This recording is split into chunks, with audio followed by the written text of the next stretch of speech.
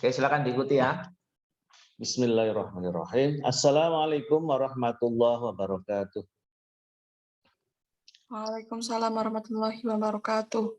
Alhamdulillah, wassalatu wassalamu ala rasulillah wa ala alihi wa ashabihi wa mawalah amma ba'd. Apa kabar anak-anak? Sehat ya?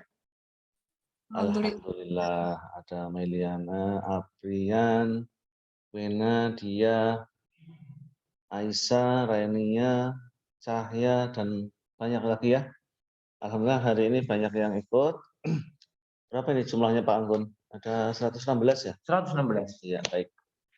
Harusnya ada 200-an ya, tapi karena faktor X, Y, Z, sehingga tidak semuanya bisa hadir di pembelajaran jarak jauh ini. Baik, seperti pagi tadi saya sudah sampaikan kepada kalian, saya tambahi materinya. Sebenarnya ada kesamaan, itu hanya untuk melengkapi. Sudah dibaca belum tadi pagi? Atau ada yang belum baca ya? Ya, baik. Pada pertemuan pekan lalu atau minggu lalu, kita sudah membicarakan materi zakat mal dan zakat fitrah secara singkat ya, karena waktu kita terbatas ya.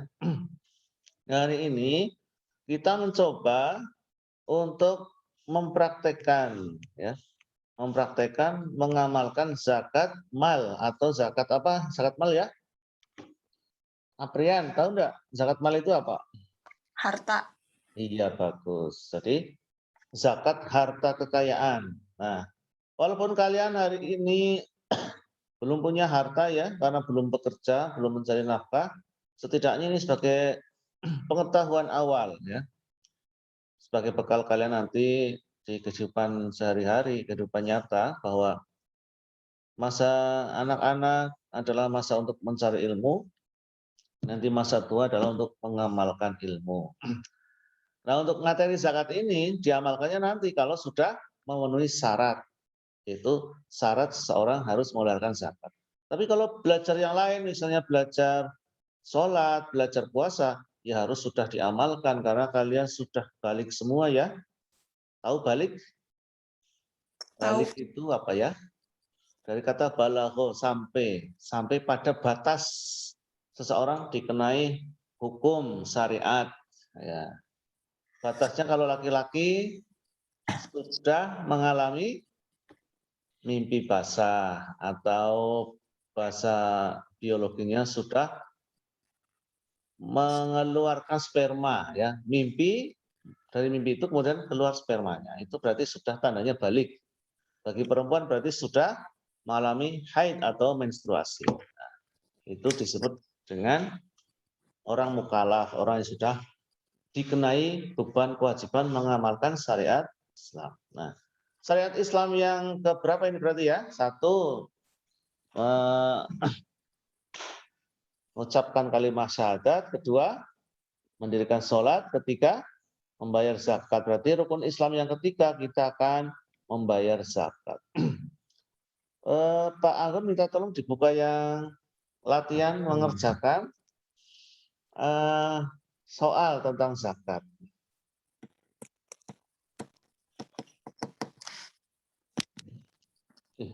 Kok cuma gitu ya? Enggak salah saya ngopinya. Iya Pak D, yang ini. Ini. Oh, salah ngopi ya? Sebentar. Ini hitung zakat tuh. Oh, cuma segitu. Aduh, saya salah ngopi. Ya sudahlah, karena saya salah ngopi materi, berarti kita buka tentang kadar zakat mal ini. Iya.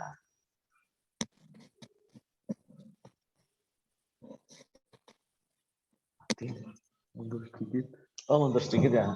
Ya, iya. Dekatan ya. Baik. Iya, ke bawah lagi, ke bawah. Oh, lewat sini. Oh iya. Oke. Nah,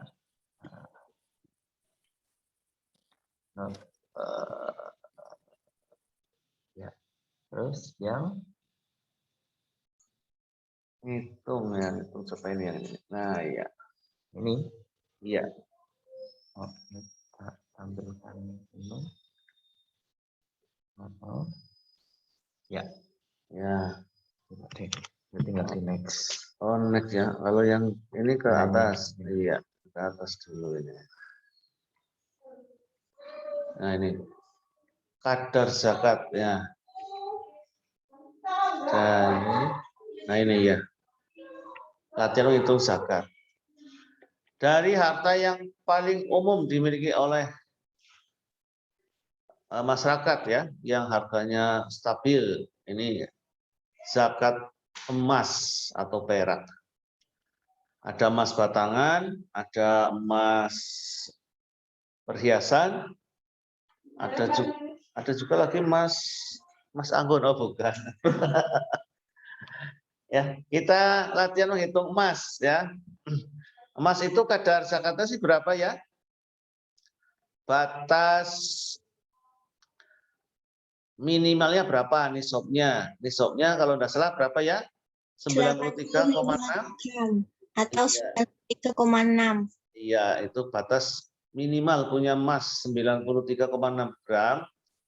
Kalau bapak ibumu di rumah punya emas sampai sejumlah itu dalam 1 tahun atau haul genap setahun dimiliki, maka dia wajib mengeluarkan zakatnya. Yang dikeluarkan apanya? Apa emasnya harus dipotong, diberikan ke fakir miskin? Tidak, tapi dihitung harganya. Kalau emas harganya sekarang, nah saya tidak pernah beli emas jadi tidak tahu ya. Kira-kira berapa harga emas 1 gram sekarang? 1 juta? Iya, waduh, mahal sekali ya. Apa sudah sampai 1 juta ya? 100. Berapa ya? Kalau tidak salah 500 ya terakhir hari ini ya. Ya, kurang. 700. Sampai 700. Sudah. 700 Pak kayaknya Pak. Udah mahal sekali ya. Waduh. Untung saya tidak punya emas. Untung. Bukan untung ya. Ternyata saya belum bisa beli emas ya. Ya inilah kalau punya harta emas itu harganya naik terus. Bisa dijadikan patokan ekonomi dunia. Yang naik-naik terus harta itu apa? Emas, tanah, itu harganya naik, tidak pernah turun. Makanya banyak orang menyimpan hartanya dalam bentuk emas dan tanah. Nah, ini kalau tambah tahun harganya naik terus, berarti bertambah terus hartanya ya. Nah, sekarang kita hitung. Waduh, saya enggak bawa kalkulator ya. Pakai HP saja. Kalau emas yang dimiliki orang tuamu adalah tadi 93,6 gram. ya 6. 93 lah kita bulatkan saja ya. 90 gram lah kalau mau dibulatkan 90 gram. Bapakmu punya emas misalnya 100 gram. Berarti kan sudah mencapai nisab ya, 100 gram. Kali tadi berapa? Anggap saja 500.000. 500.000 kali nisabnya 2,5%. Berarti kali 100 dulu ya, 100 gram. Terus kali 2,5%. Hitungnya gimana ya Pak Anggun?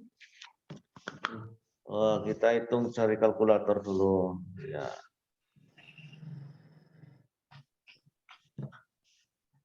Seratus gram kali 500.000 sama dengan berapa? 50 juta ya. Berarti kalau bentuknya uang bagaimana? Dalam tabungan. Nah, kalau bentuk uang berarti dianalogikan gitu ya. Diserupakan bahwa uang itu seharga dengan emas. Berarti kalau bapak ibumu di rumah di bank punya tabungan sejumlah 50 juta, berarti ya harus disakati sama dengan emas. Karena zaman dahulu kan, zaman Nabi tidak ada orang menyimpan uang di bank. Karena harta biasanya disimpan dalam bentuk emas, biasanya atau perak. Tapi di zaman modern ini orang bisa memiliki harta yang banyak tanpa harus menjaga di rumah atau mempertunjukkan kepada orang lain bahwa saya punya emas dan sebagainya. Bisa-bisa diam-diam ternyata uangnya di bank banyak sekali. Nah, Maka kalau uang pun disamakan dengan emas, harta yang harus dizakati. Harta. Nah itu 50 juta kali 2,5. 2,5 dibagi 100 sama dengan berapa zakatnya? 1.250.000. Nah, berarti kalau bapakmu di rumah ibumu punya emas jumlah berapa tadi? Berapa gram ya? 100 gram. Ya. 100 gram, maka harus mengeluarkan zakat selama 1 tahun itu mengeluarkan 1.250.000. Nah itu untuk siapa uangnya? Orang yang Dikasihkan ke membutuhkan. siapa coba? Yang jadi masalah di Indonesia adalah bukan negara Islam atau negara yang menerapkan hukum Islam. Maka Islam itu sendiri masyarakatnya di Indonesia harus mengelola tanpa harus ada campur tangan pemerintah. Maka dibentuklah AMIL, dan sekarang ada lembaga AMIL. Yang ada apa sudah itu enggak? Basnas, Badan Amil Zakat Nasional. Ada lembaga Amil Zakat di Muhammadiyah itu ada apa ya? Lazismu ya, kalau tidak salah ya. Lembaga Amil Zakat Muhammadiyah di NU juga ada Lazisnu kalau tidak salah itu. Nah ini kalau mau diberikan kepada Basnas juga boleh, kepada lembaga keagamaan juga boleh. Yang jelas itu sudah diakui oleh pemerintah. Sekarang kalau tidak diakui pemerintah itu dilarang oleh pemerintah ya, karena dikhawatirkan ada penyalahgunaan. Itu kalau disalahgunakan nanti kepercayaan masyarakat hilang. Maka harus diserahkan kepada lembaga yang sudah dipercaya. Nah, contoh sederhana ya. Kalau uang, tadi kan kita bicara emas. Kalau uang, contohnya ya karena pegawai negeri ini, contohnya pegawai negeri itu kan di bawah koordinasi pemerintah, sehingga pemerintah bisa mengatur pegawai negeri. Maka pegawai negeri dianjurkan yang beragama Islam setiap bulannya dipotong untuk bayar zakat. Loh tadi katanya bayar zakat setelah genap setahun Pak. Oh setiap bulan. Karena apa? Ini kan masalah teknis. Kalau dipotong setiap bulan, berarti kan setiap gajian. Misalnya 2,5%. Kalau gajinya 4 juta, 2,5%-nya berapa? Nanti dipotong langsung oleh Basnas, dikumpulkan. Nanti setelah 1 tahun biasanya langsung ditasarufkan atau dibagikan kepada 8 asnaf tadi. Jadi di sini ada kompilasi hukum ya. Walaupun Indonesia bukan negara Islam, tapi hukum Islam digunakan untuk mengatur orang Islam. Artinya diakomodir hukumnya. Berarti inilah keunikannya Indonesia. Tidak perlu menerapkan hukum Islam, tetapi sebagian hukum Islam diterapkan. Seperti hukum pernikahan dan sebagainya kan diterapkan bagi umat Islam. Tentunya ini tidak diterapkan bagi yang non-Muslim. Nah, di sini uniknya Indonesia. Walaupun bukan negara Islam, tapi hukum Islam sebagian besar sudah diterapkan khususnya bagi pemeluknya. Nah, bagaimana dengan yang bukan pegawai negeri? Nah, ini sebaiknya yang hitung sendiri ya. Kalau pegawai negeri kan diatur oleh pemerintah. Tapi kalau masyarakat umum, pengusaha misalnya yang uangnya banyak, ya kesadaran sendiri, silakan dibayarkan ke Basnas, Badan Amil Zakat Nasional. Ini menganjurkan agar dengan kesadaran sendiri. Nah, pegawai negeri itu kan profesi ya, pekerjaan. Pegawai negeri itu pekerjaan umum, tapi nanti profesi khususnya masing-masing ya. Ada dokter, ada guru, ada apa lagi ya? Kalau pegawai negeri apa saja? Dinas perhubungan, ada dinas apalagi pariwisata, ada dinas pendapatan daerah. Nah ini sama zakatnya diserupakan dengan zakat emas atau zakat profesi itu disamakan dengan zakat emas. Jadi hitungnya gampang, dikalikan kali 2,5%.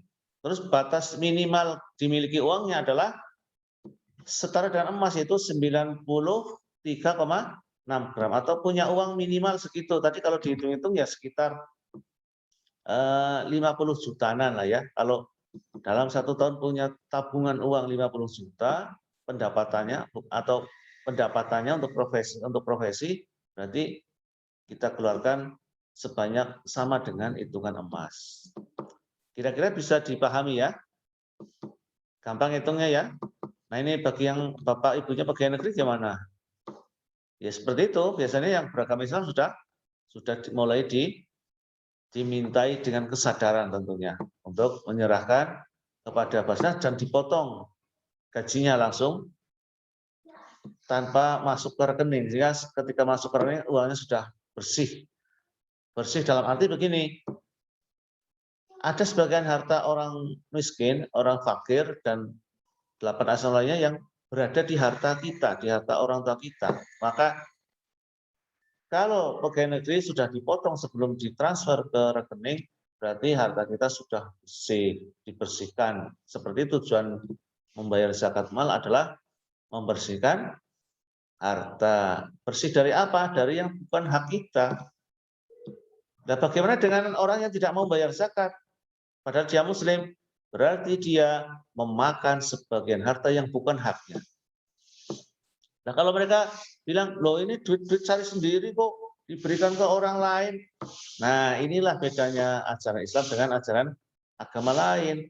Dalam Islam, walaupun rezeki itu dicari sendiri, tapi dalam rezeki itu ada hak orang lain. Kenapa? Seseorang bisa mencari rezeki juga karena izin dari Allah. Coba kalau seorang tidak diizinkan oleh Allah untuk dapat rezeki, ya bisa jadi dia hidupnya miskin. Kesehatannya memburuk sehingga tidak bisa bekerja. Jadi kembali kepada bahwa rezeki semua berasal dari Allah. Dan atas izin Allah lah kita bisa mendapatkan rezeki. Sebagai rasa syukur kita kepada Allah atas rezeki yang Allah berikan, maka kita berbagi dengan saudara-saudara kita yang nasibnya kurang beruntung, yaitu memberikan sebagian kecil sebenarnya kan harta kita kepada mereka yang kurang beruntung. Nah, logikanya begini, kalian lebih milih jadi muzaki atau mustahik? Muzaki itu orang yang bayar zakat, kalau mustahik itu yang mendapatkan zakat. Kira-kira pilih yang mana? Muzaki. Ya, mesti pilih jadi muzaki. Karena muzaki itu mesti punya harta. Kalau mustahik, nggak punya apa-apa, cuma mengharapkan belas kasihan saudara kita. Nah, itu. Maka sebagai bentuk syukur kepada Allah, kita memberikan sebagian harta yang kita miliki kepada mereka yang kurang beruntung. Kira-kira begitu ya, bisa dipahami ya. Baik, kita lanjutkan. Tadi zakat emas itu menjadi patokan bagi zakat-zakat yang tidak disebutkan pada zaman Nabi dulu karena belum ada. Contohnya tadi zakat profesi. Dan sekarang banyak profesi-profesi yang menjanjikan. Di rumah kelihatannya nganggur, dan apa-apa. Oh ternyata di bank rekeningnya duitnya banyak sekali. Oh dia punya profesi lain yang orang tidak tahu. Sekarang banyak profesi yang kelihatannya nggak kerja tapi duitnya banyak. Tahu nggak kira-kira apa? Satu, YouTuber. Iya, YouTuber itu kalau yang sukses banyak apanya? AdSense. Nah, ya itu wah duitnya banyak sekali. Makanya sekarang banyak orang mengemban kreativitasnya, ide-ide uniknya untuk jadi YouTuber. Ada yang YouTuber spesialis tentang misalnya yang menarik bagi pemirsa ya, tentang ilmu pengetahuan, tentang humor, tentang apa lagi ya Pak Agun ya? Banyak sekali ya. Ya. Nah, ini kalau mereka sudah terkenal, punya banyak subscriber ya, itu kan itu. Wah, nanti dapat iklan, wah uangnya banyak. Ini kan profesi baru ya. Di era digitalisasi ini ada profesi yang memang kelihatannya nggak kerja di rumah, duduk manis di depan laptop, ternyata dia bekerja. Nah, ini juga perlu dibayarkan zakatnya. Ada lagi yang di rumah itu desain grafis, ada ya macam-macam pekerjaan yang kelihatannya nggak kerja di luar rumah, tapi di rumah dia sibuk berkreasi yang bisa menghasilkan uang. Nah ini Kalau ini sama dengan zakat emas. Nah, yang disebutkan pada zaman dahulu, zaman klasik ya, fikih klasik, berarti apa yang ada di zaman itu, misalnya pertanian, perniagaan. Perniagaan itu perdagangan ya. Harta-harta perdagangan itu juga harus disakati. Nah, kalau perniagaan juga disamakan dengan emas ukurannya, karena itu hitungannya nominal ya, sehingga disamakan dengan emas. Terus pertanian, nah ini mungkin bagi kalian yang hidup di Banjarnegara, itu kan ada banyak variasi pertanian ya. Yang di Madukara, siapa ya Madukara, Sigaluh. Ini kan Iya. banyak yang nanam salak ya. Duren. Iya, duren. Nah ini kira-kira perlu bayar zakat enggak ini ya? Punya sebidang tanah misalnya 1,5 hektar, itu jadi lahan utama untuk mencari nafkah. Bapakmu nanam salak. Dulu waktu baru-baru booming salak ya, sama masa Banjar pada nanam itu kan harganya lumayan ya. Apalagi kalau lagi musim kemarau, sedikit buahnya harganya biasanya terus naik. Iya, ini bisa-bisa sekilo harganya sampai 5.000. Sekilo kalau sekali panen sebanyak 1,5 hektar misalnya menghasilkan 1 ton, misalnya 1 ton salak, seminggu panen misalnya kan sudah tinggal hitung 1 ton kali 5.000. Nah, berapa kadar zakatnya? Nah, kalau zakat pertanian tanpa pengairan, ini kan salak pengairannya mengandalkan air hujan, maka zakatnya adalah 10%. Ya, monggo. 10% ya. Maka bisa bisa diuangkan ya, bisa diuangkan nilai jualnya dari salak ini. Maka setiap panen, jadi kalau ini tidak perlu nunggu 1 tahun, kalau pertanian seperti ini, jadi setiap panen dipotong 10%. Loh kok banyak sekali Pak? Loh kan enak nanam salak ya, hanya mengandalkan air hujan. Kalau pas musim hujan ya melimpah airnya, panennya banyak. Kalau salak kan tidak terlalu rumit ya, cuma mungkin membuang dahan-dahan yang sudah tua, kemudian mengawin silangkan ya, bunganya itu dikawinkan supaya terjadi pembuahan. Nah, ini zakatnya 10%. Tinggal dihitung saja harga jual salak saat itu, saat panen, dikalikan 10% itu yang harus dikeluarkan zakatnya. Karena itu menjadi pertanian pokok di beberapa tempat, seperti di tempat-tempat yang tidak ada sawah, ya, seperti di Madukara yang atas, Kecamatan Madukara yang atas ya, yang bukan di Ngampah atau di dataran. Sigaluh juga begitu, yang di di daerah-daerah agak naik ya, di pegunungan, bukan pegunungan yang tinggi tapi agak